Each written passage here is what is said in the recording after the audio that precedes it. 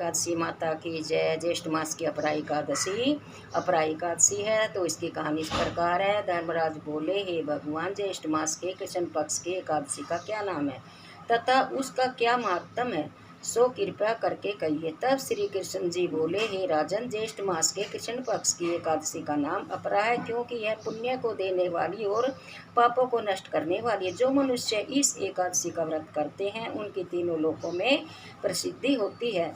अपरा एकादशी के व्रत के प्रभाव से ब्रह्म हत्या, प्रेत योनि, दूसरों की निंदा आदि के पाप नष्ट हो जाते हैं। इस व्रत से स्त्री से भोग करने वालों के पाप नष्ट हो जाते हैं। झूठी गवाही, असत्य भाषण, झूठा वेद पढ़ना, झूठा शास्त्र बनाने वाला ज्योतिषी, झूठा वैद आदि सब के पाप अपरा एकादशी के व्रत से नष्ट हो जाते हैं। जो क्षत्रिय युद्ध से भाग जाए वह नरक हो जाते हैं, परंतु अपरा एकादशी का व्रत करने से स्वर्ग की प्राप्ति होती है। जो शिष्य गुरु से विद्या ग्रहण करते हैं परंतु बाद में गुरु की निंदा करते हुए अवश्य ही नरक को चले जाते हैं। जो फल तीर्थों में पुष्कर स्नान से या कार्तिक मास स्नान करने से अथवा गंगा तट पर पितरों को पिंड दान करने से मिलता है, वह फल अपरा एकादशी का व्रत करने से मिलता है। सिंह राशि वालों को बृहस्पति के दिन गोमती में स्नान करने से, कुंभ में श्री केदारनाथ जी के दर्शन करने से तथा बद्रीनाथ आश्रम में रहने से और सूर्य चंद्र ग्रहण में कुरुक्षेत्र में स्नान करने से जो फल मिलता है वह अपरा के दिन के व्रत के बराबर है। हाथी घोड़ों के दान से तथा यज्ञ में शरण दान से जो फल मिलता है वह अपरा के व्रत के फल के बराबर है। हाल की ब्याई गऊ, भूमि या सोना दान का फल भी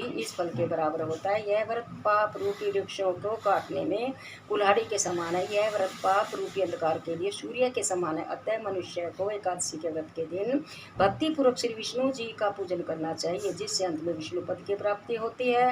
हे राजन, मैंने अपरा एकादशी की कथा लोकहित के लिए कही है। इसके पढ़ने व सुनने से समस्त पाप नष्ट हो जाते हैं। बोलो विष्णु भगवान की जय। एकादशी माता की जय। जय जय श्री कृष्ण, जय जय श्री राधे।